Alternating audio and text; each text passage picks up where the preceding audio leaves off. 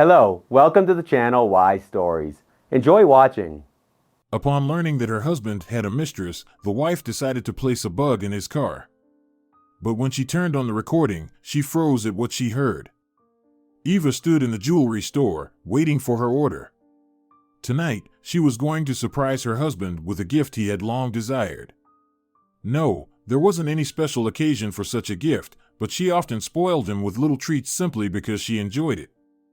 Sometimes, the thought crossed her mind, was he with her only because of her status and wealth? But she quickly dismissed these thoughts.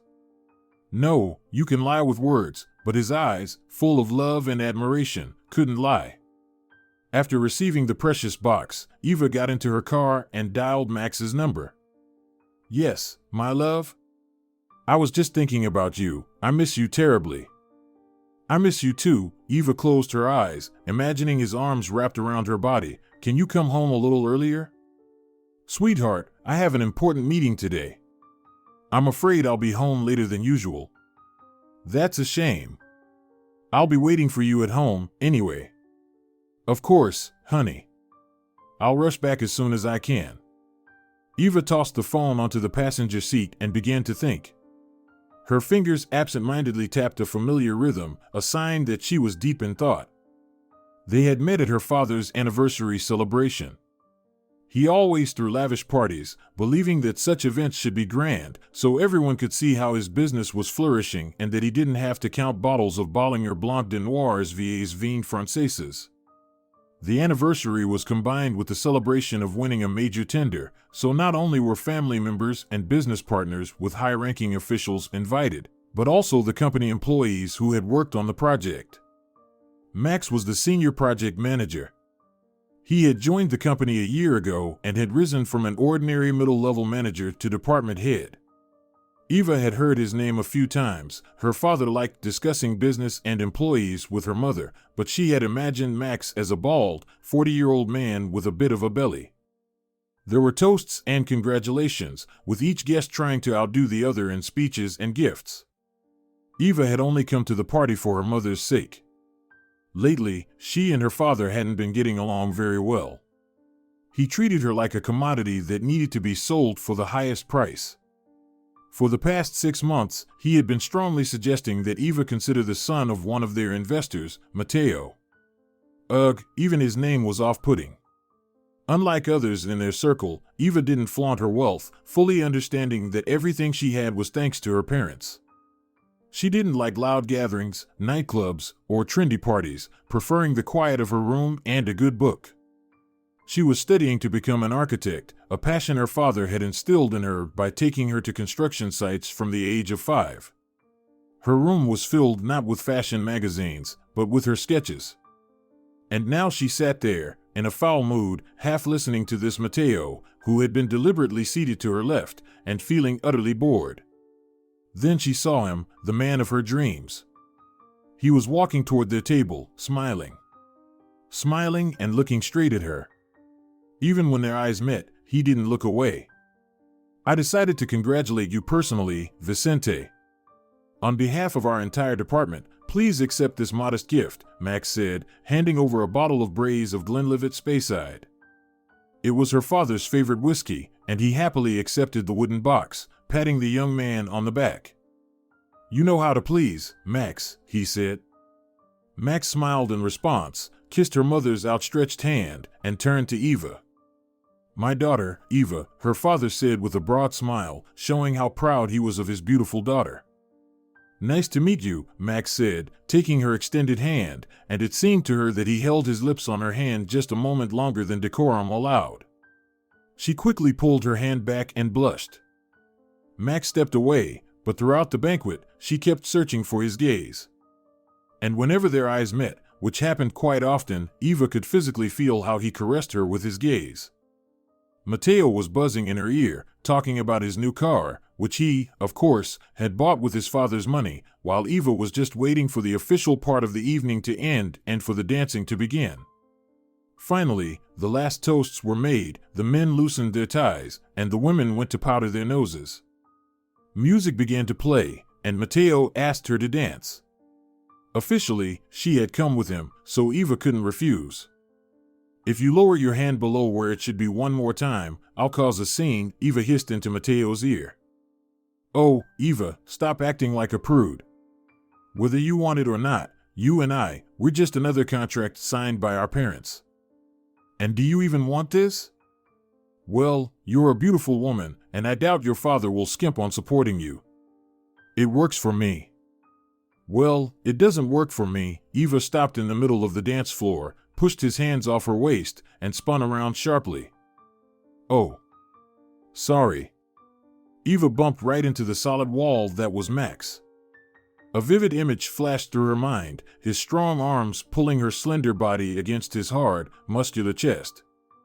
It's my fault, Eva stammered, knowing she should apologize and walk away, but instead, she stood there, staring at him, frozen in place. Shall we dance? Eva nodded in agreement and melted into the embrace of his strong arms. She would have let him not only lower his hand wherever he pleased, but also completely disregard decorum and kiss her right there in the hall. But Max, on the contrary, behaved very modestly, except for his gaze. With his eyes, he not only undressed her but explored every inch of her body. When the music stopped, Eva's cheeks were burning, her throat was dry, and her palms were sweaty. She felt like everyone had noticed her state and was judging her. She thanked Max for the dance, grabbed a glass of champagne from a passing waiter's tray, and stepped out onto the veranda. Taking a gulp of the fresh evening air, Eva leaned on the railing and sipped the sweet sour wine. You'll catch a cold, she heard a pleasant baritone voice nearby, and felt a jacket being draped over her shoulders. She didn't turn toward the sound of the voice, she already knew who it was. To be honest with herself, she had really hoped he would follow her. The jacket smelled pleasantly of expensive cologne and his personal scent, making her head spin. Thank you, it really has gotten chilly this evening. Eva turned to face him and looked up into his eyes. You know, if your father weren't watching us right now, I'd kiss you, he said. Eva glanced over Max's shoulder and saw her father's stern gaze fixed on her. Reluctantly, she removed the jacket, picked up her half-finished glass of champagne from the railing, and walked over to her father. What do you think you're doing? Her father quietly growled. I was hot, so I stepped out for some air. What's wrong with that? You know exactly what I'm talking about. I need to go to the ladies' room. Excuse me, she said, sneaking a glance in Max's direction before heading to the restroom. Oh God, now she'd have to sit at the table for the rest of the evening, listening to Mateo's nonsense. She didn't know how to get through to her father, to make him understand that she wasn't some object to be sold to the highest bidder. Every conversation with him ended in an argument. Sometimes, it seemed like her mother was the only person who truly understood her. After all, her mother had married her father out of love when neither of them had a penny to their name. They had built their empire together. Eva was willing to give up most of the luxuries her parents had provided her, as long as she could be with someone she loved and who would love her back, genuinely, not just for her money. When she returned to the table, her father was in an even darker mood. She noticed her mother gently stroking his hand, which meant that he was truly angry. Eva kissed her father on the cheek.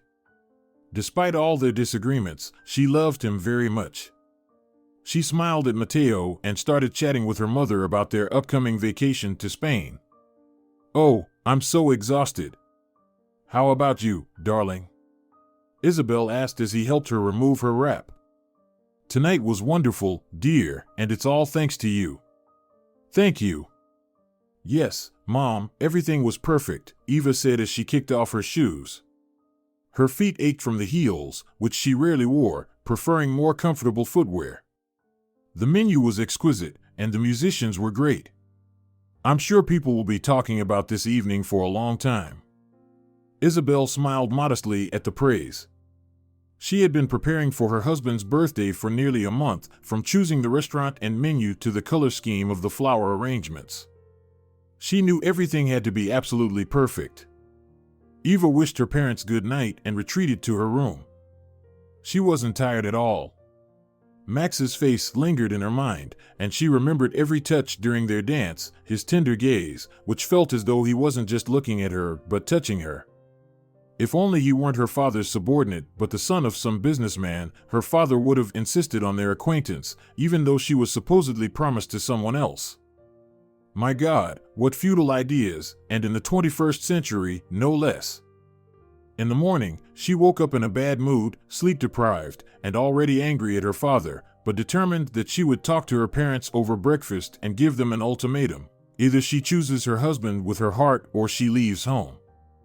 Good morning, sunshine, her mother smiled and offered her cheek for a kiss. Good morning, Mom, she replied. Where's Dad? Oh, he left for work early. There was some sort of emergency. Can you believe it? They won't even let him rest properly. Every little problem is an emergency for him, even when the printer runs out of paper. He just has to control everything. Well, that's your father, her mother sighed, taking a sip of her fragrant coffee. What are your plans for today? Honestly, nothing much. I'll stop by the institute. I need to give Leah a notebook. I've already got a pass in the course, but she still has to study. Got it. Maybe you can help me with dinner? Of course, Mom. They had a wonderful Italian chef, but her mother loved cooking, so they often gave the chef the day off, which he didn't mind at all. Eva got in her car and went to help her best friend. I didn't manage to talk to my dad again, Eva lamented, sitting with her friend at a cafe, and I was so ready for it this morning. Oh, Eva, what kind of slavery is this? Doesn't he see how dim Mateo is? He does, but he also sees the 50% of his father's company shares, which he can't stop thinking about. I don't get it. Your dad already has loads of money. Exactly, that's one of my points. Eva leaned back in her chair and licked the spoon she was using to eat her dessert. Heavenly. You little glutton, be careful, or you might actually end up marrying whoever your father picks, Leah laughed. Bite your tongue. That's not happening. The girls laughed and headed to the nearest mall to browse the latest fashion trends. Her phone rang with a sweet melody. Yes, Dad, of course, I can. All right, I'll be there in about 30 minutes. Eva hung up and looked at Leah. Listen, I need to stop by my dad's office. He needs me to sign some papers. No problem. Are you going to the club tonight? No, I'll be home. Maybe I'll finally get a chance to talk to my dad. All right, keep in touch. Yeah. Eva stepped into the elevator and pressed the button. Hold on a second. Eva absent-mindedly pressed the stop button and went back to staring at her phone. Hi. Eva looked up and met the eyes of the person she'd been dreaming about all night. Hi, she said, her cheeks betraying her with a blush. I'm really happy to see you, Eva. Me too. The elevator stopped on their floor, and Max chivalrously let her go first. You look amazing, though I'm sure you always do. Thanks, Max. Sorry, my dad is waiting for me. Of course. Suddenly, he gently took her by the elbow, suggesting she stop. Eva looked into his eyes, but couldn't hold his gaze, dropping her eyes to the floor. Will we meet again? His fingers moved down from her elbow, softly caressing her open palm. Eva felt a wave of goosebumps cover her skin. Sorry, I don't think I can. She quickly pulled her hand away, afraid someone might see, and hurried into her father's office. Hi, sweetie. Her father stood up from behind his desk and kissed her on the cheek. Hi, Dad. You need to sign these documents, and if you wait for me in the conference room for a bit, we can head home together. No, Dad, I'm driving. I met up with Leah earlier. All right. Eva signed the papers and looked closely at her father. Listen, Dad, we need to talk. Sweetie, not now, maybe at home? Okay, Dad, see you tonight. Damn, what's wrong with her? Why can't she just tell him straight that she doesn't want to marry this Mateo? That evening, after a delicious dinner, when her father, as usual, retreated to his study to savor the bottle of gifted whiskey, Eva decided it was now or never. Father, are you very busy? No, I'm always free for you, he smiled widely at his daughter. Lately, they hadn't been getting along well, and he was glad she was reaching out. I'd like to talk about Mateo. Very interesting. Have you finally decided on a date for the engagement? No, Father, I don't want to marry him. I want what you and Mom have. We are not discussing this. Mateo is an excellent match for you and his father. Exactly, Dad. You want to marry me off to his father's fortune, but I want to love and be loved, you understand? I understand, but in time you'll realize that this is the best match for you. Love alone is not enough. Dad. I've said all I have to say. Eva took a deep breath and blurted out. I won't marry Mateo. Either I choose my own husband, or what? Her father looked at her angrily. Well, Daddy. Fine, you have 6 months to find yourself a worthy groom. If I approve of him, I'll bless your union. If not, then you'll set the wedding date with Mateo. Thank you, Daddy. Eva didn't expect her father to give in so easily. Tell me, daughter, is there already someone in mind? Eva blushed as red as a beet and nodded silently.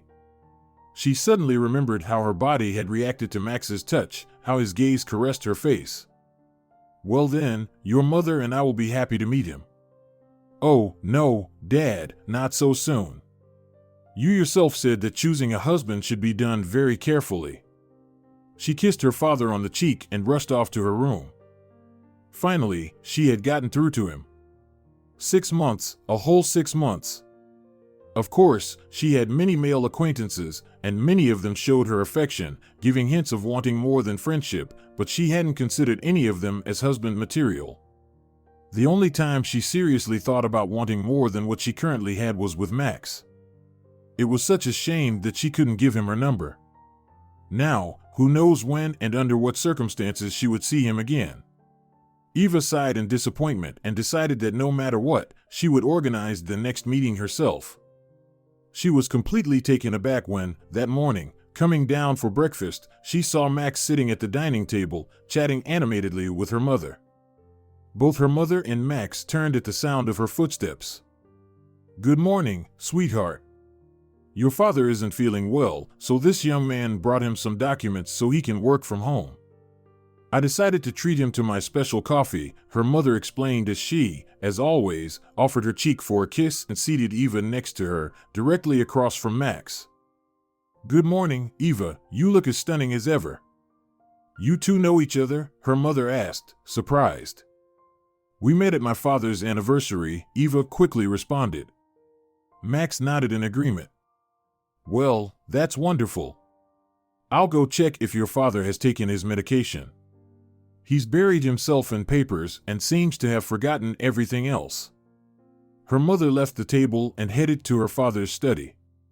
It's a beautiful sunny morning. Would you like to go for a walk? I have to go to the university. I can drive you, and afterward, we could have lunch together. Eva wanted to say yes so badly, but actually, why not? After all, her father had given her 6 months to create her own happiness without worrying about Mateo and his father. If someone was asking her out on a date, why should she hesitate? I'd love to. I'll be free by 1. Perfect, then I'll wait for you in the car. I'll be quick.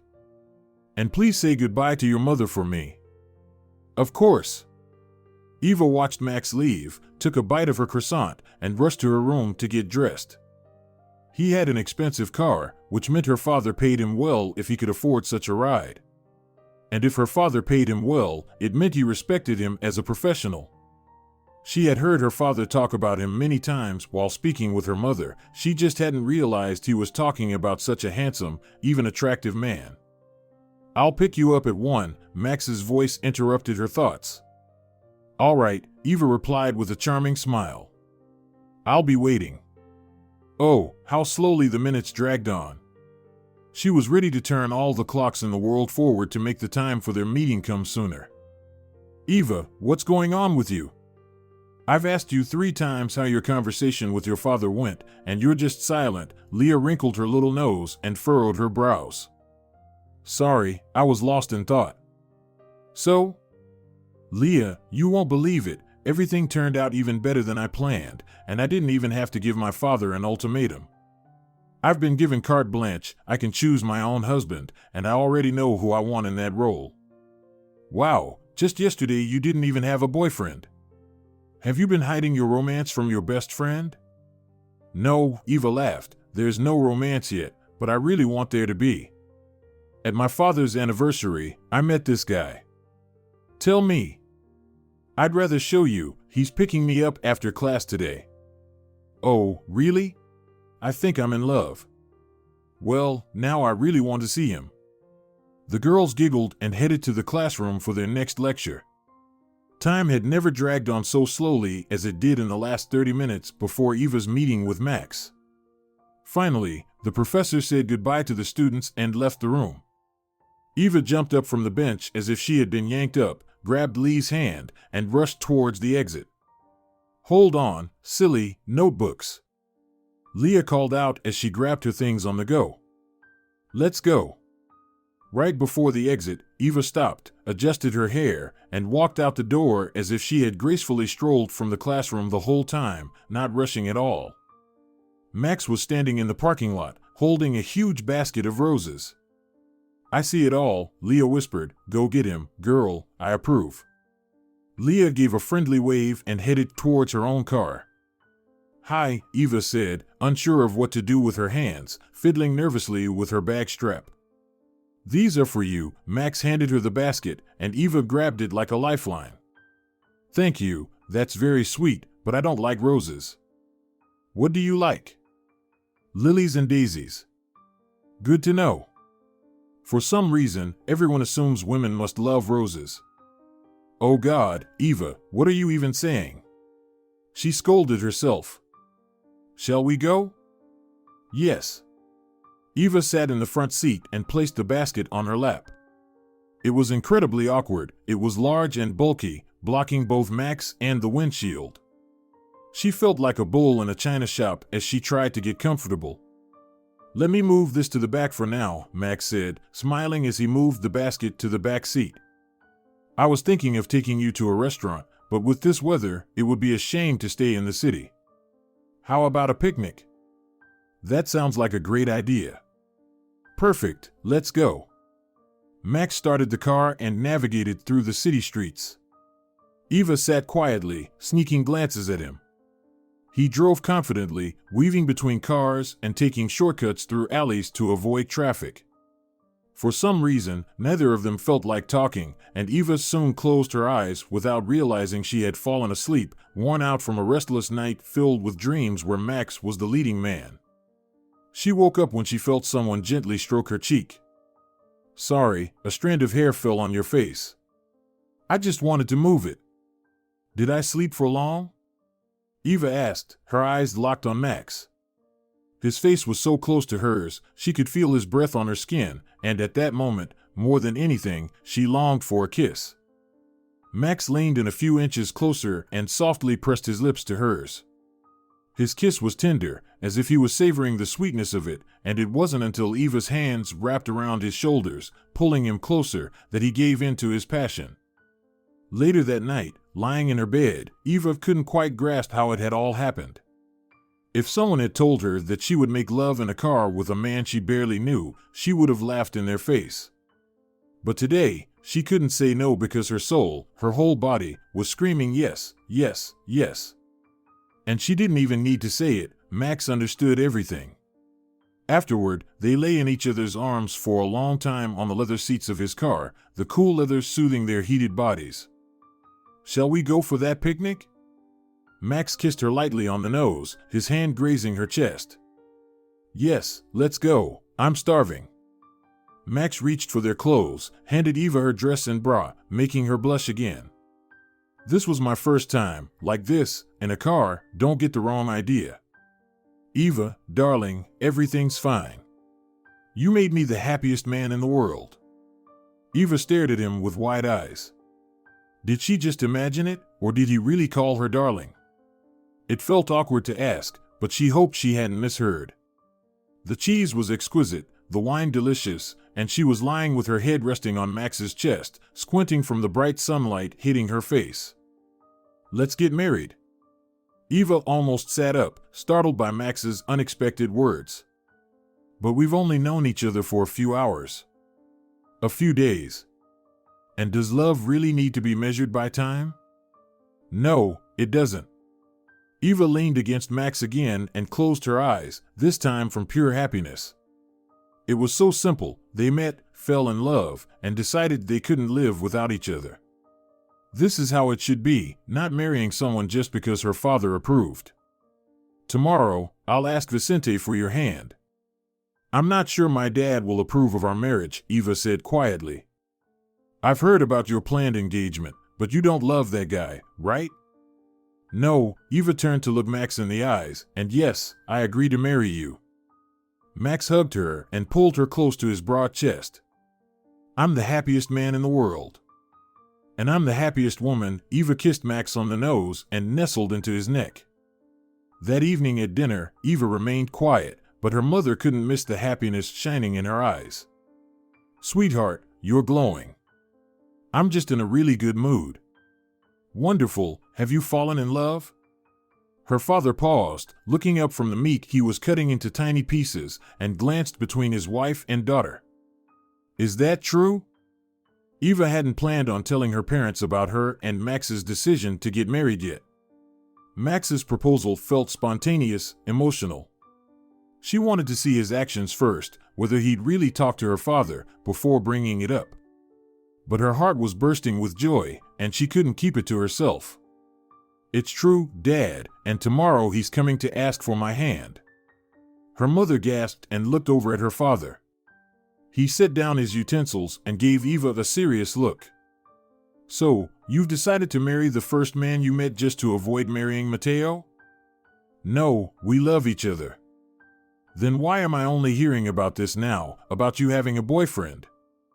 "Yes, sweetheart, why didn't you say anything? You could have introduced him to us." "I'll definitely introduce him tomorrow. Good night." Eva stood up from the table, kissed her mother on the cheek, wished her father a pleasant evening, and headed to her room. She didn't know what her parents discussed after she left, but she was confident that her mother would help soften her father's stance, ensuring that tomorrow's meeting would go smoothly. She was certain her father wouldn't oppose their marriage. After all, Max was well regarded and respected by her father, both as a person and a skilled professional. In the morning, after reading a bunch of messages from Max about how much he missed her and how he wanted to see her again, Eva, in high spirits, headed down to breakfast. Her parents were already seated at the table, and it was immediately clear that they had argued, most likely because of her. "Good morning, everyone," Eva said, trying to sound as casual as possible. "Good morning, sweetheart," her mother smiled sadly and glanced at her father. "Morning, daughter. When is your fiancé?" Her father almost stumbled over the word, "planning to come see us." "I'm not sure. I'll invite him for dinner."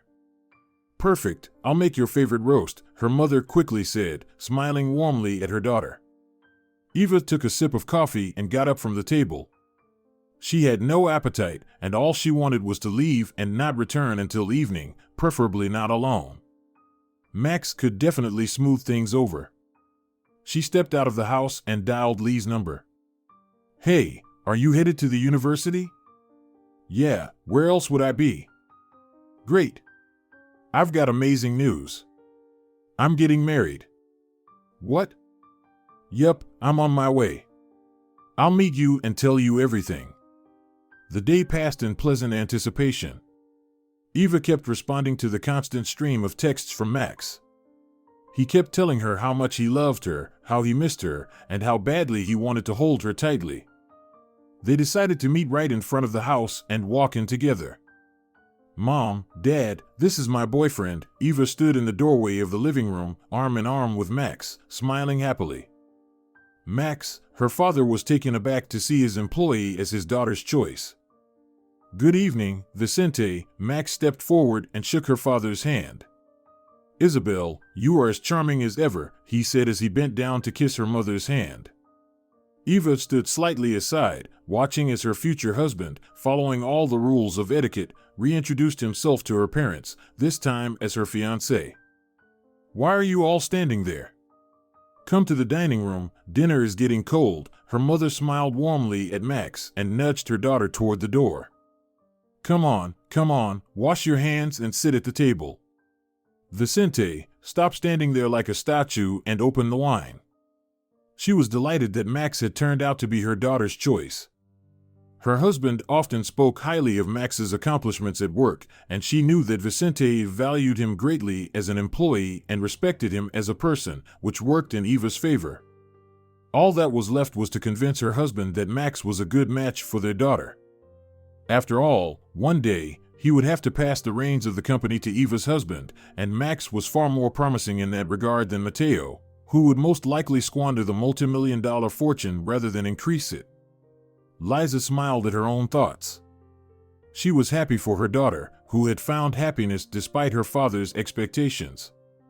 And she would make sure that he not only accepted Eva's choice, but fully supported it in every way. The evening went wonderfully. Eva hadn't expected her father to accept her choice so readily. Of course, she knew he valued good employees, especially Max, but she hadn't thought he'd so quickly welcome him as a son-in-law. Max joked, shared stories from his personal life, teased Eva, and showered the hostess with compliments. When dinner was over and the men retreated to the study for a couple of drinks, Eva approached her mother and asked, "What do you think? Does Dad like Max? Your father has always valued him, and I'm sure he's happy that this young man has taken a place in your heart. I like him too, and if you truly love him and he loves you, I'll be very happy if you two are together." "I know you couldn't stand Mateo either." Eva hugged her mother and kissed her cheek. "Don't even get me started, he's a horrible person. I'm so glad you stood your ground. Your father can be difficult at times." "What do you think they're talking about?" "I don't know, sweetheart. Let's clear the table and cut the pie." Meanwhile, in the study, there was an animated conversation. "If you think I chose your daughter because her father owns a large company, that's not the case. I love her. Max, I respect you as a person, but I had envisioned a different type of man as my daughter's husband. Eva mentioned that to me, but believe me, you won't regret trusting me with your daughter." Vicente hesitated. "And if I don't trust you? You'll make two people unhappy at once. We love each other, and that's more important than financial mergers. I can promise you that your daughter will never want for anything with me. She doesn't want for anything as it is. All right, I promised Eva I wouldn't push for the engagement with Mateo if I approved of her choice, and I won't lie, you're one of the best candidates for her hand. It's unexpected, of course. I had no idea my daughter was seeing someone behind my back, but what can I do now? You have my blessing. Vicente, you won't regret it.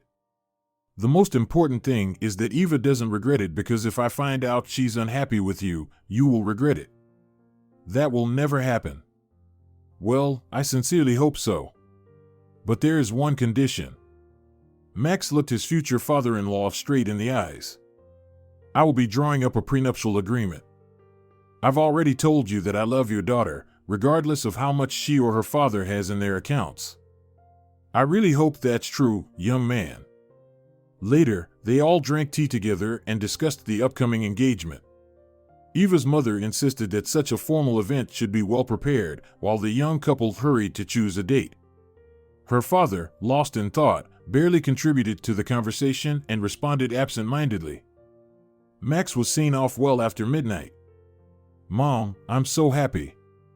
"I'm happy for you too, darling. I really like Max, and I'm sure he'll make you happy. But everything is happening so fast, maybe you should take some time, live together for a while." "Mom, Max believes I should live with my parents until the wedding, while he prepares the apartment for us. Will you be living with him?" "Yes. Eva, we have such a big house. There's enough room for everyone, and I'm sure your father will insist you live here as well. We haven't discussed that option yet. I'll talk to Max."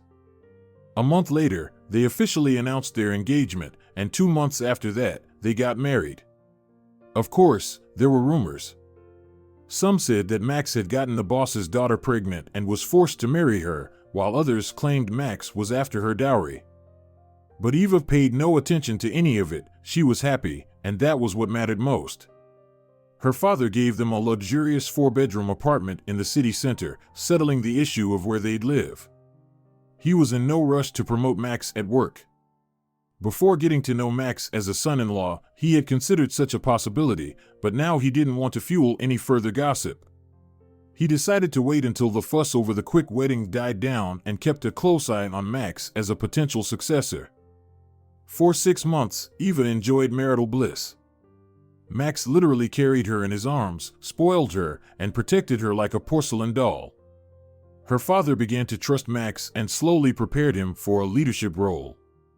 Her mother adored her son-in-law, and she was immensely happy for her daughter, who seemed to be glowing with joy. Then tragedy struck. While driving on a sharp curve, the car Eva's parents were in skidded. Vicente lost control of the vehicle, and it crashed into a roadside barrier at full speed. Her mother died on the spot, and her father passed away on the way to the hospital. Eva was devastated by grief, and Max took care of all the funeral arrangements. It took her months to fully comprehend the depth of her loss. She wasn't living, just existing. Max almost had to force her to eat and drink. She didn't speak to anyone, retreating into her bedroom like a shell and crying all day long. They prescribed her antidepressants, and then, instead of tears, came complete detachment from reality. She didn't care what was happening around her. Max was close to giving up on trying to pull his beloved out of her state. Leah came to the rescue. She hadn't seen Eva since the funeral, but started visiting almost every day, making her get out of bed, helping with the cleaning and cooking, and encouraging her to go outside. Leah suggested to Max that he try to distract his wife from her emotional turmoil, maybe take her on a vacation or give her the dog she had always dreamed of since childhood. Eva had never been able to have a dog because of her father's allergy to fur, and her childhood dream had never come true. Max listened to the suggestion and one evening brought home an adorable alibi puppy. Whether it was the company of her friend, the love and care of her husband, or perhaps the mischievous nature of the new pet, who constantly tried to chew on the furniture and devour all the shoes, it helped Eva pull herself together. She started taking an interest in her husband's work, as Max had fully taken over the reins of the family business. She began going on shopping trips with Leah again and taking Didi, as they named the puppy, to a dog trainer. A few weeks later, her father's lawyer and an old family friend, Fernando, finally managed to reach Eva. He had been trying to meet with the sole heir to settle all the formalities, but Eva hadn't been ready to meet anyone. They sat in her father's office, listening to the reading of the will, with Max gently holding his wife's hand. Thus, all the property, movable and immovable, and all the assets are now fully under your control. According to the prenuptial agreement, Max can only serve as your trustee and help you manage the company. Eva felt Max tense at these words, but he quickly composed himself and gave her shoulder a reassuring pat. Sign here and here. Once all the formalities were dealt with and the lawyer had left, Eva walked around her father's office, tenderly wiping the dust from a family photo where all three of them smiled at the photographer. She then said, "Would you mind if we lived here?" "Of course not, sweetheart, whatever you want. And another thing, I don't want to get involved in the company's affairs. I don't understand anything about it. If necessary, I'll sign whatever documents are needed." "It won't work that way, darling. According to the prenuptial agreement, you can't hand over the company to your husband. I can only represent your will." "That's fine, love. I trust you completely, so you take care of the company, and I'll sign whatever is needed. You're my sunshine. And Didi will definitely be better off here than in the apartment." Eva smiled, having grown very attached to the big, furry fellow. "We can build him a huge enclosure in the yard." "Absolutely. I'm so glad you're slowly getting back to yourself," Leah chattered as she devoured a delicious cake she had brought herself. "Oh, Leah, there's so much to do, and now the move. On one hand, I want everything here to stay the same. Every painting, every pillow, my mother chose it all. Eva fell silent as memories overwhelmed her again. Eva. Sorry, I still can't believe they're gone. So, on the other hand, Max insists that we should make the house our own. Don't touch the parents' room in the office, but the rest does need to be modernized. Max has already settled into Dad's office. It's the most convenient place for him to work. Got it. What are you planning to do? People at the university are asking about you. You've been away for so long, you'll have to take academic leave. That's what I'll do. For now, my time is taken up by these shareholders' meetings, which I absolutely have to attend. I don't understand a thing about it, and if it weren't for Max. Why don't you just transfer the company to him and focus on what really interests you? I can't. Dad made sure of my security by writing up a prenuptial agreement. Oh, that's classic Vicente. I'll focus on the house for now. Maybe I'll return to school next year. Exactly, life goes on, especially since you have a loving husband who's ready to spoil you and fulfill any wish you have. Exactly. You know, I want to give him a gift. Will you help me pick it out? What kind of gift? I want to get him a car. He's been meaning to upgrade for a while, but hasn't had the time. Leo whistled. Wow, that's some gift. Well, now I can afford it. Will you help? Let's go. Maybe I'll find something for myself too. My dad's been promising to replace my old clunker for a while now. 5 years had passed. Eva often spoiled her husband with thoughtful gestures. Leah, who had recently married Mateo, yes, that same Mateo her father once wanted her to marry, often brought it up. During this time, Mateo had changed for the better, helping his father run the holding company, leaving behind the wild parties and drinking. Eva was happy for her friend, who had finally stepped out from under her parents' wings and was now living more independently, though still under her husband's wing. It was Leah who had started hinting to Eva that she was spoiling Max too much and that by accepting such expensive gifts from his wife, he was starting to look like a kept man. After all, if it weren't for Eva, Max would still be working as a senior manager. But Eva brushed off such remarks. She wasn't blind. She could clearly see how much Max loved her, and if it hadn't been for that tragedy, her father would have handed the company over to him anyway. Besides, she loved seeing his reaction to her surprises. Sure, she knew perfectly well that he could buy these things himself, but it was so much fun choosing them for him. Eva smiled to herself. Well, let him sit in his meeting. After all, he's working in her place, and she can do whatever she likes.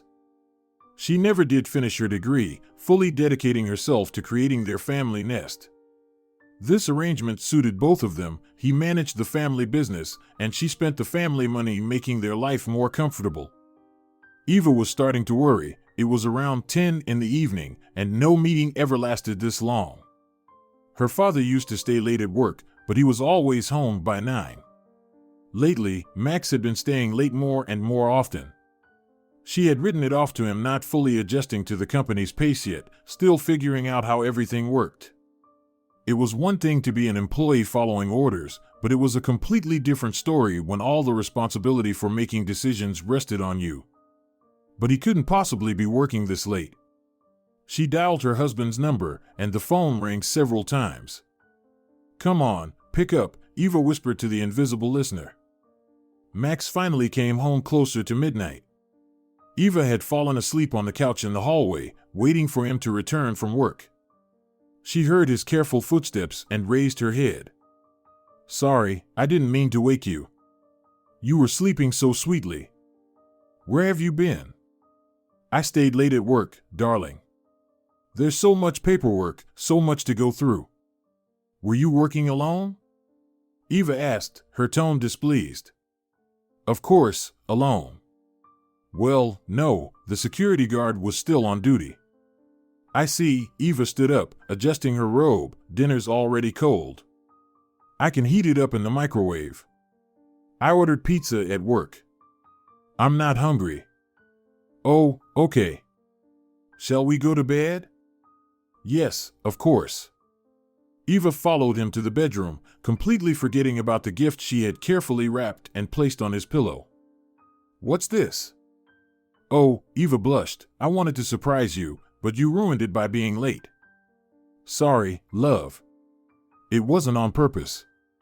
"Can I open it?" "Of course, go ahead." "Oh my God, darling, these are exactly what I wanted." "Yes, I know. Sorry I was late. I'll try to come home earlier tomorrow. By the way, I have a surprise for you too." "And you didn't say anything? What is it?" Max took off his jacket and pulled an envelope from his inner pocket. "I decided to treat you to a luxurious vacation on the islands." "Yay! We haven't been anywhere in so long." Eva grabbed the envelope and started opening it. "There are 2 tickets, but the second one is for your friend or whoever you want to take with you." "I won't be able to go, there's just too much work." Eva stared at her husband. "I don't want to go anywhere without you." "My love, you haven't had a break in so long. Why stay home when you can relax? Don't spoil your weekend just because I can't come." Eva pouted and turned toward the window. "Then why did you decide everything for me?" "Because I love you and I want you to relax by the sea. Next time, we'll go together for sure." Max walked up behind her and wrapped his arms around her shoulders. She leaned into him, and he gently kissed her neck, moving down to her shoulder blades, and lower still, as the robe slipped off her bare shoulders. Eva turned to face him and offered her lips for a kiss. "Hey, sleepyhead, time to get up. Don't you want to make your husband some delicious coffee?" "I do," Eva replied with her eyes still closed, offering her lips for a kiss. Max leaned down and kissed her, her arms wrapped softly around his shoulders, pulling him closer. "Come on, darling," he whispered, "or I'll have to go without my coffee." "All right," Eva stretched and got up, throwing on her robe over her bare body as she headed to the kitchen. Soon, the aroma of freshly brewed coffee filled the house. Max took a sip of the hot drink and gave Eva a peck on the cheek. "All right, I'm off to work. Make sure you arrange things with Leah. The flight, by the way, is the day after tomorrow." "What? The day after tomorrow?" Eva hadn't even checked the dates the night before, being too upset about going on vacation without Max. "Yes, my love, so you have just 2 days to refresh your wardrobe and get packed.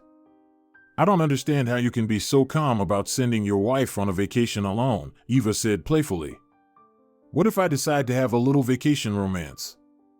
"Because you love me, and I love you, and I trust you, darling," Max laughed in response. "Or should I be worried?"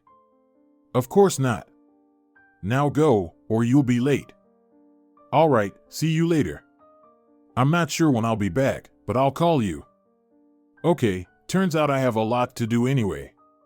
See you in the evening."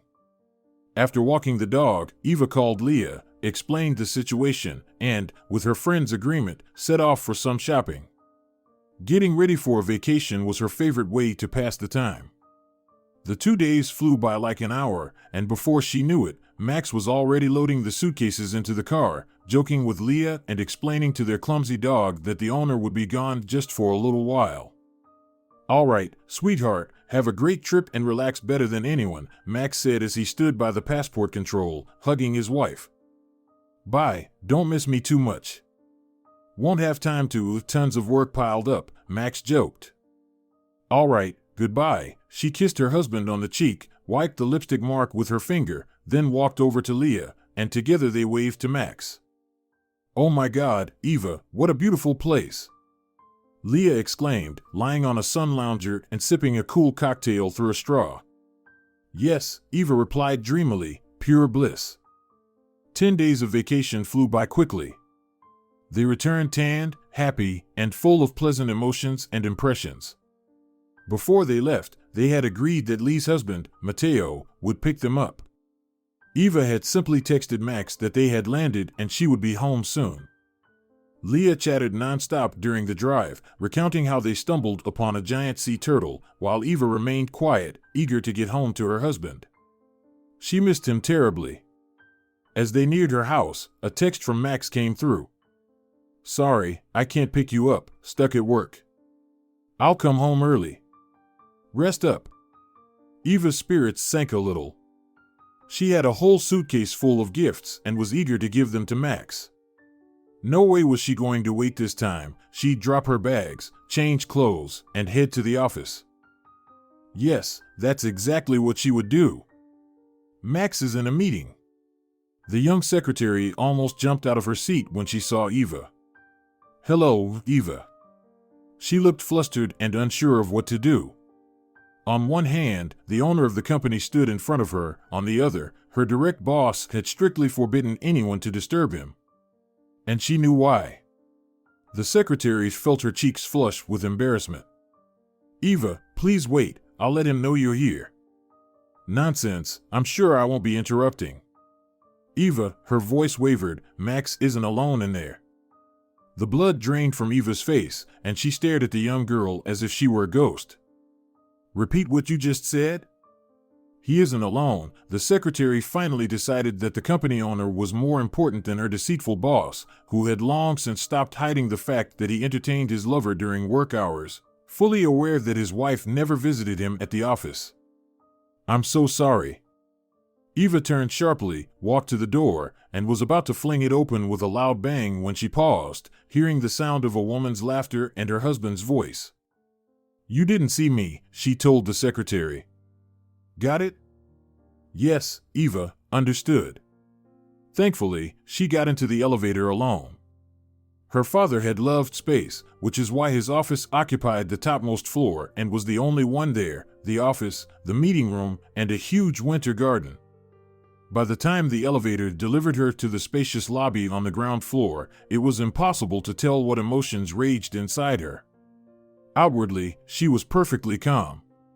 She said goodbye to the security guards and the girls at reception, stepped outside, and got into her car. She had to find out who was in her husband's office right now, who he was fooling around with while thinking she was resting at home. Now it was clear why he had sent her on vacation, so she wouldn't be in the way while he was messing around on the side. Not getting underfoot, isn't that what they say? What surprised her the most was the calm she felt inside. She should have been fuming, throwing a fit, smashing everything in sight, throwing chairs at the cheater and his mistress. But instead, she sat calmly in the car, planning how to find out with whom her husband was cheating. It was definitely her father's genes at play. He had never been too emotional, even when something extraordinary happened to those close to him. His rational mind always took over first, emotions came later. Eva knew full well that if she let her emotions take control, Max could get a lot in a divorce. Over the past 6 months, they had increased the family's wealth significantly, and thanks to Max, their stocks had risen in value. But no, he wouldn't get a single cent from her father's and her own capital. She would make sure to leave him without a penny. For that, she needed undeniable proof of his infidelity. Eva thought. Hello, I'd like to meet. Yes, perfect, I can be there in about 20 minutes, I know where it is. Eva hung up the phone and smiled. Just wait, dear, I'll give you your own island vacation. She quickly pulled out of the parking lot and headed to see a private investigator, someone who had helped her father several times before. He was great at digging up dirt on employees or finding compromising material on their competitors. In short, he was an excellent sleuth who wasn't afraid to dig through dirty laundry for the right price. I need a bug, nothing more. Eva, your father and I worked well together before. Why get involved in this yourself? Let me handle everything, just tell me who to follow and record, and I'll have all the information for you by evening. No, Carlos, I just need a couple of bugs, if that's the right word. Nothing more. I'll take care of the rest myself. All right, come on, I'll show you how to use them. Eva drove home with a clear head and a firm plan. There was no question she wouldn't forgive her husband for cheating, and she would leave him with nothing. Now, she just had to place the bugs in his car and office. She was sure she could handle that with ease and get the proof she needed. Maybe she should have accepted Carlos' offer for surveillance photos, but she was confident that voice recordings would be more than enough. Hi, sunshine. Max stood in the hallway with a huge bouquet of flowers. Hi, darling. Eva got up from the couch and walked toward her husband. She offered her lips for a kiss, took the bouquet, and buried her nose in it to inhale the scent of roses and lilies. I didn't have time to make dinner. Can you believe it? I fell asleep, probably the jet lag. I ordered food from the restaurant. I wasn't sure when you'd get home. It should be here in about 30 minutes. Are you hungry? Starving, absolutely starving for my lovely wife. Max swept her up in his arms and carried her to the bedroom. Max, Eva almost sobbed. Put me down, please. Oh God, how can he do this? Not long ago, he was fooling around with his mistress, and now he's looking at her with those loving eyes. How can anyone lie like that? What's wrong, honey? Did I hurt you? No, sorry, I'm just tired from the trip, and the delivery guy could show up any minute. I understand. I'll take a shower and come down for dinner, okay? Yeah, I'll be downstairs. It wasn't that easy to keep her composure after all. And after such an intimate moment, it seemed less and less likely that Max was seeing someone else. Could he really look at her like that and still lie? Well, she would find out soon enough. Hopefully, she was wrong, and that woman laughing in his office wasn't his mistress but some employee or an important client that the boss had to entertain personally. Maybe the secretary just misunderstood, probably made it up, that silly girl, reading too many romance novels. Eva heard the sound of the shower running, quickly grabbed Max's car keys, went down to the garage, and planted the bug. Then she went back upstairs, put the keys in their place, and slowly walked down to the kitchen. About 5 minutes later, the food arrived, and she had just enough time to set the table, light some candles, and pour wine into their glasses. Max shouldn't suspect she was onto him. Honestly, after the flowers, the hugs, and that passionate reunion, she hoped that the young secretary was just mistaken, caught up in her own imagination. You're such a caring wife. Max leaned down and hugged her around the shoulders, his lips gently kissing her earlobe, then moving down to her neck and her bare shoulder. I missed you so much, my love. I missed you too, she kissed his open palm. Sit down, dinner's getting cold. They ate together and then went upstairs to the bedroom. Eva lay on the rumpled sheets, smiling, as Max's fingers gently played with her nipple, whispering sweet things into her ear. No, she would leave the bug in his car, just in case, but after tonight, she was almost certain she had misjudged him. He loved her, and it seemed like his love grew stronger every day. Now she just had to decide whether or not to plant the bug in his office. Yes, she would do it, she decided. Her father would have done the same in her place. Better safe than sorry, as they say. At least then, she wouldn't have any nagging thoughts in her head, and as for that secretary, she'd definitely fire her. Honey, I want to go to the office tomorrow. My dad had some books on architectural design, and I want to add something new to our garden. Why go out of your way? Just tell me which ones, and I'll bring them to you. No, I want to do it myself. Do you mind? Of course not. I just thought you'd want to sleep in after the trip. Oh no, I won't go in the morning. I'll head there around lunchtime. Maybe we can have lunch together. We haven't done that in a while. I can't tomorrow. I have a meeting at the new site. I won't be in the office until the evening. Oh well, I'll just grab the book and maybe text Leah to see if she wants to join me for lunch. Of course, darling. In the morning, Eva didn't hear Max leave for work. She woke up late, her head pounding, even though she had barely touched the wine. Maybe it was the acclimatization. After taking an aspirin, she leaned back on the pillows. She had planned to go to the office today, but she had no energy at all. She decided to sleep a little more and then get ready. When Eva woke up the second time, it was already noon. Her head still buzzed, but not as badly. She took a shower, drank some coffee, and though she wasn't hungry, forced herself to eat a couple of spoonfuls of salad, got dressed, and headed to Max's office. Hello, Eva. Max isn't here, the same receptionist smiled at her. I know, I'm not here for him. Bring me some coffee, Eva replied, walking confidently into Max's office. Everything in the room reminded her of her father, his massive desk that had been custom-made in Italy, the carved chairs, the paintings that she and her mother had chosen specifically for this office, and the little trinkets that her mother had been so proud of, still standing on the shelves, adding a touch of casual luxury and good taste. Strangely, Max had been in charge of the company for over 5 years, but he hadn't changed a thing in the office. There wasn't even a photo of them together on the desk, though Eva was sure she had put one there. She walked around the desk and opened the drawers, but the photo frame wasn't there. Maybe she had meant to put it there, but never got around to it. Oh well, she would fix that tomorrow. Eva took a bug from her purse, attached it under the desk, checked the signal on her phone as Carlos had taught her, and left the office. What about your coffee?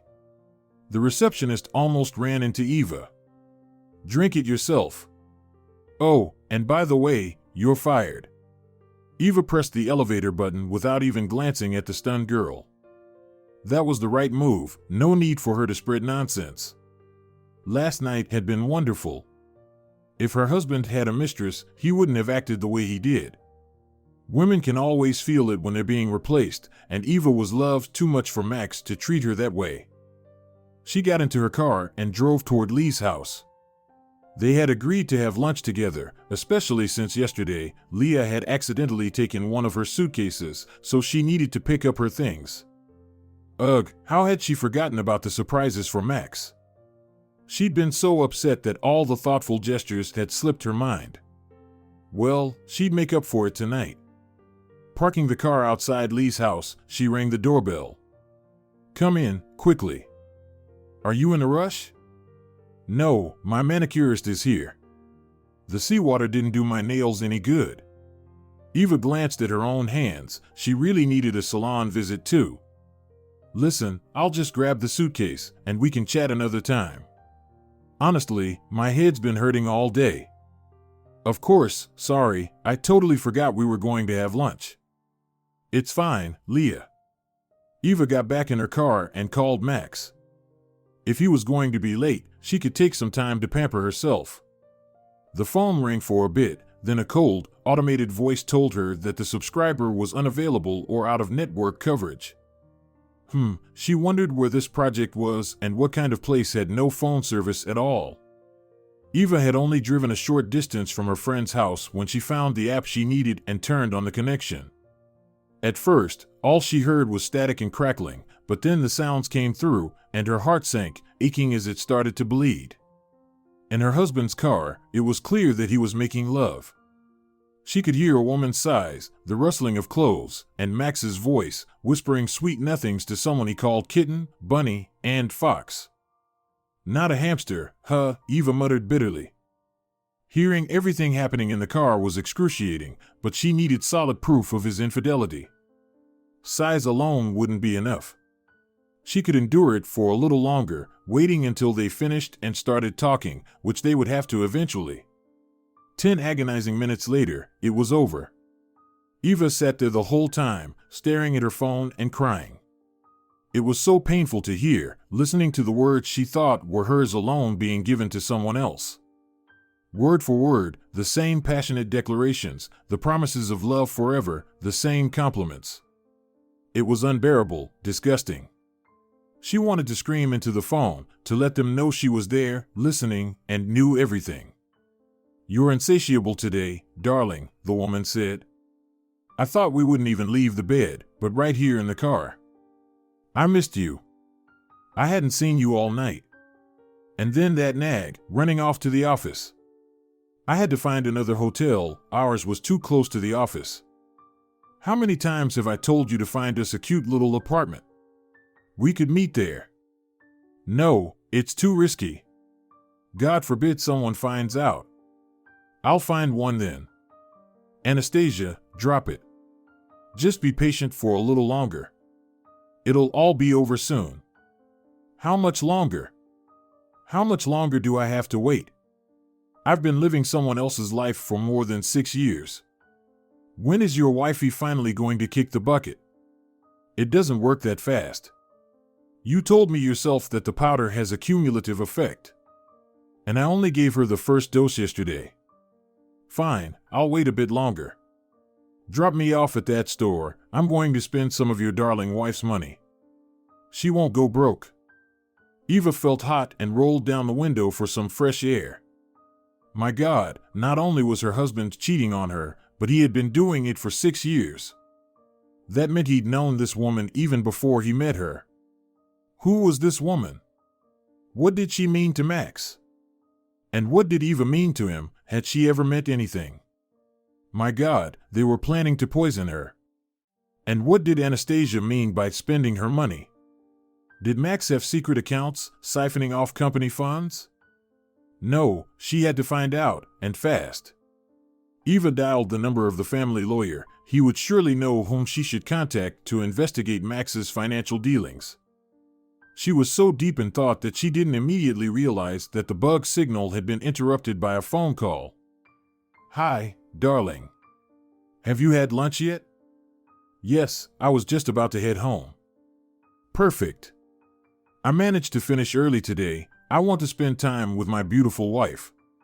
Eva had always liked how her husband talked to her, with tenderness, calling her his sunshine, bunny, or beautiful darling, but now she felt sick from all that sweet talk, especially since he had said the same words to someone else just a short while ago. Come over, maybe we can watch that movie we've been wanting to see for a while. I'm flying to you on the wings of love, my bunny. Eva started the car and drove home. She couldn't let her emotions show just yet. The key was to find out everything first and then act with a clear head. You seem a bit off, my girl. Did something happen? I have a terrible headache. It's been bad all morning. Even the pills aren't helping. Eva truly felt unwell. The headache was nothing compared to the emotional wound Max had inflicted on her, made worse by his fake words of tenderness and care. I'll make you some tea. Max kissed her forehead and headed to the kitchen. Here you go, darling, tea with bergamot and mint. Drink it and go lie down. You'll feel like new tomorrow. Eva took a sip of the warm, aromatic tea and almost choked. Is it too hot? No, it's fine. I think I'll drink it in bed. I'll help you. No, actually, I think I didn't close the garage properly. Could you check? Of course, love. God, what if the tea was poisoned? Or all the other food too? Yesterday, he could have slipped something into her meal, though it was from a restaurant, so maybe it was in the wine. And now this tea. Eva grabbed the cup with trembling hands and dumped the contents into the sink. She quickly went upstairs, lay down on the bed, and wrapped herself in the blanket up to her neck. Max returned a few minutes later. You're already in bed, darling? What about your tea? I already finished it, thank you, it was delicious. You're so thoughtful. Of course, how could I not be when my bunny is feeling unwell? Max adjusted the blanket and lay down beside her. Sleep tight, I'll watch over your dreams. Eva closed her eyes, but lay there for a long time, imagining herself writhing on the floor, foaming at the mouth, while Max and his lover laughed at her agony. Wake up, sleepyhead, I made breakfast. How are you feeling? Max gently touched her forehead. You'll have to wait a long time for that, Eva thought, then said in a faint, dying voice, awful, darling, my head is splitting again. Maybe we should call a doctor? Come on, it's just a migraine. You're still recovering from the trip. I'll bring you a pill and try to sleep a bit more. Max left and returned with a glass of water and an aspirin. I'll take it a bit later. I'll sleep a little more for now. Sorry for ruining your breakfast. I'll get you a glass of freshly squeezed juice. You need vitamins right now. Max returned 2 minutes later with a glass of juice. Here, drink it all. God, how can you drink something knowing you're being poisoned? Drink it, sunshine, you need this right now. Eva downed the juice in one gulp. Max kissed his wife on the forehead and tucked her under the blanket. All right, bunny, I'm off. I'll call you when I'm on my way home. Call me if you need anything. Okay. As soon as the door closed behind her husband, Eva rushed to the bathroom and forced herself to vomit. No way, darling, you won't get rid of me that easily. Eva ordered breakfast, climbed into bed, and turned on the listening device. And, as it turned out, just in time, her beloved husband was already talking to someone, and judging by the sweet talk, it was yesterday's kitten. Everything's fine, but today she got worse. You are my sunshine, such a smart girl. Of course, come over, we need to think about what to do next. And then we'll head to our cozy nest, my love, your little chick has missed his hen. Eva almost threw up again. Damn, I guess we'll have to let Carlos in on all the details. She needs all the information about their connection, and where they meet too. Later, Max listened to music the whole way. About 20 minutes after getting out of the car, he showed up in his office, but nothing interesting happened, just the rustling of papers, tapping on the keyboard, and some work-related calls. Eva even dozed off to that monotonous noise. There was a ring at the door. It was Fernando. They had arranged to meet yesterday. Hello, dear Eva, how are you? Everything's fine, come in, we'll have some tea. Eva turned on the kettle, brought out some pastries, and sat down across from the man to whom she now intended to confide her family tragedy. Fernando, you were my father's best friend, and I trust you very much, you know that. I know, dear, I know. I've always thought of you as my own daughter. Here's the thing. Max is cheating on me. I have proof. And he and his mistress want to poison me. Eva stood up and took out a juice glass that Max had left on the bedside table. Can we have it tested?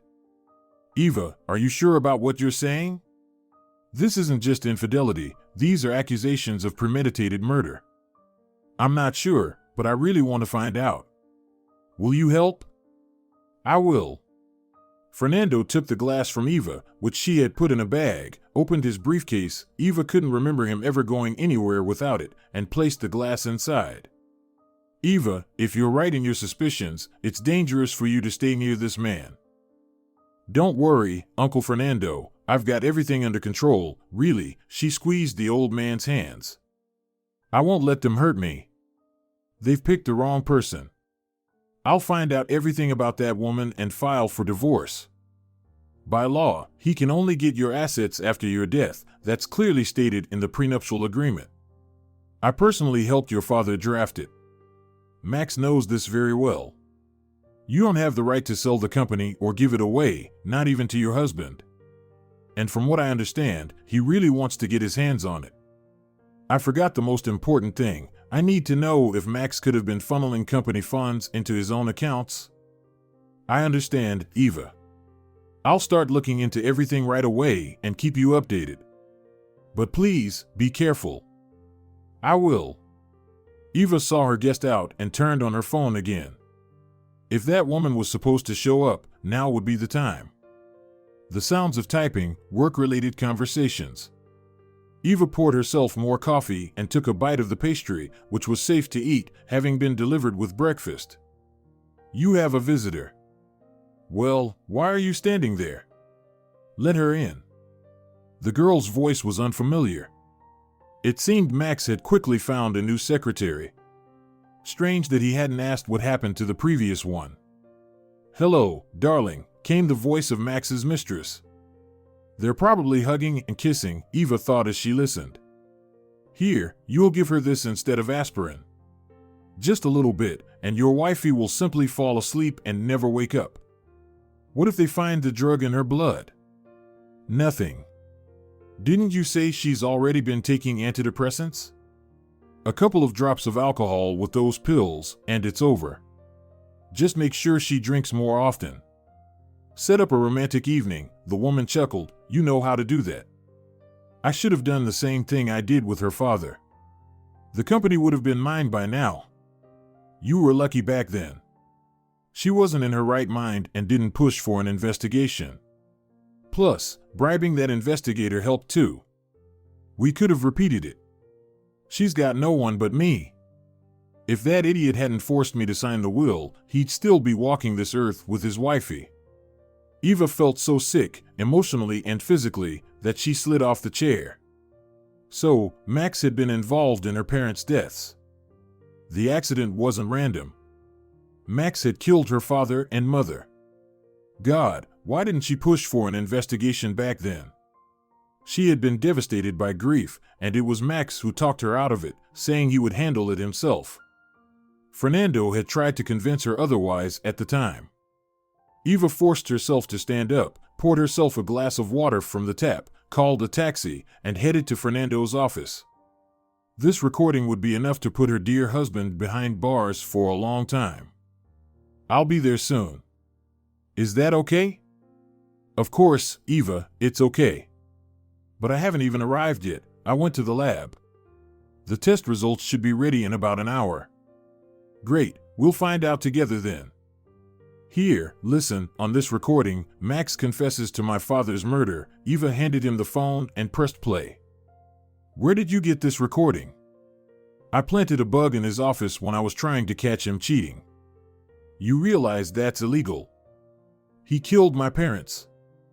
Yes, I heard that. Okay.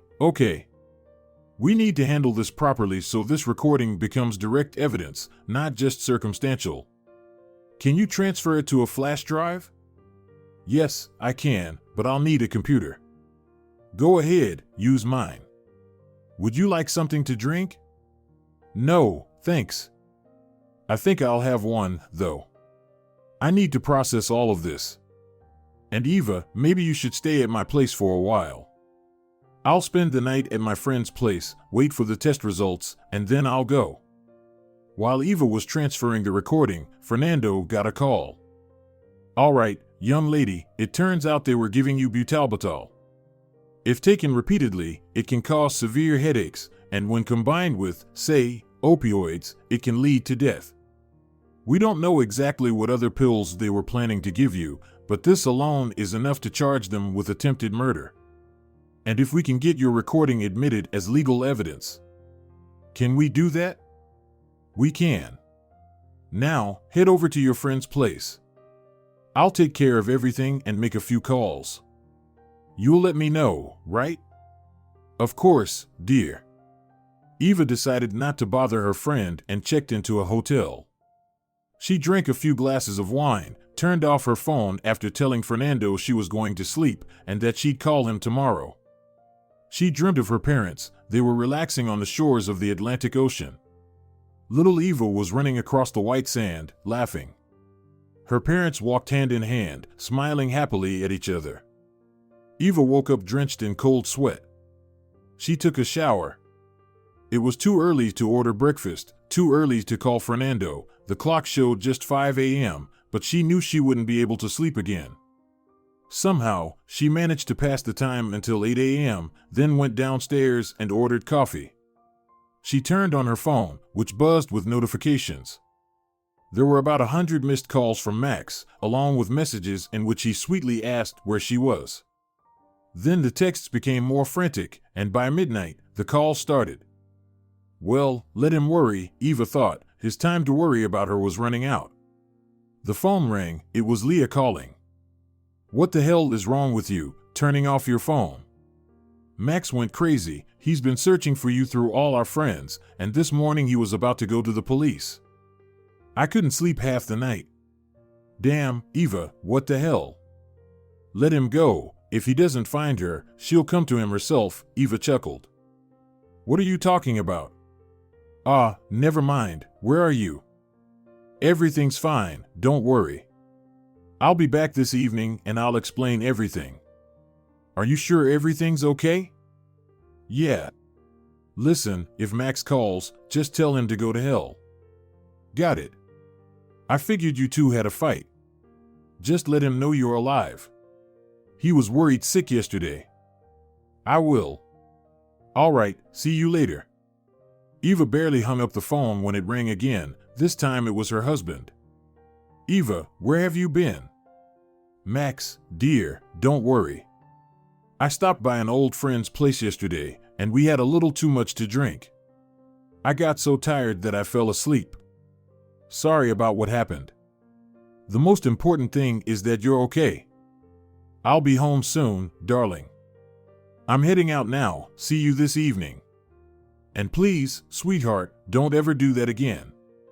Of course, love, Eva said sweetly and hung up. She finished her coffee, ate a full serving of omelet, and headed to Fernando's office. A few hours later, Max was arrested. I don't know how the old lawyer did it or what connections he used, but suddenly it turned out that the wiretap had been set up by investigators who had opened a case a week earlier related to large financial transactions.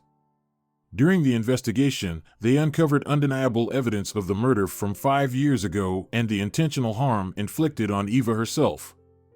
They also arrested Max's lover, a woman named Anastasia, who had orchestrated the entire elaborate scheme. Max hadn't ended up in her father's company by chance. He knew from the beginning that he needed to seduce the boss's daughter. He worked hard to be in her father's good graces. Eva learned all of this from the case files, as Max couldn't hold out and confessed to everything. He even took pleasure in recounting how he hadn't had to do much to make the boss's daughter fall for him. Everything would have been smooth sailing if it hadn't been for that prenuptial agreement. After killing her parents, Max had waited 5 years to implement the second part of his plan. And if his lover hadn't pushed him, he wouldn't have rushed, and no one would have suspected a thing. Anastasia blamed everything on Max, playing the role of the poor, misguided woman whose head had been filled with lies by that villain. Max was sentenced to 20 years with no right to appeal, and Anastasia got 10 years in a high-security prison. Eva returned to university, and although she had to relearn a lot, she knew that managing such an empire required knowledge. Her bedroom once again filled with drawings and designs, just like in the old days when her parents were still alive and she dreamed of working on her own project in her father's company. She rarely thinks about Max, only sometimes when she hears another man somewhere calling his beloved Bunny. She smiles softly and whispers, "At least it's not hamster." If you're enjoying it as well, leave a like and subscribe to the channel.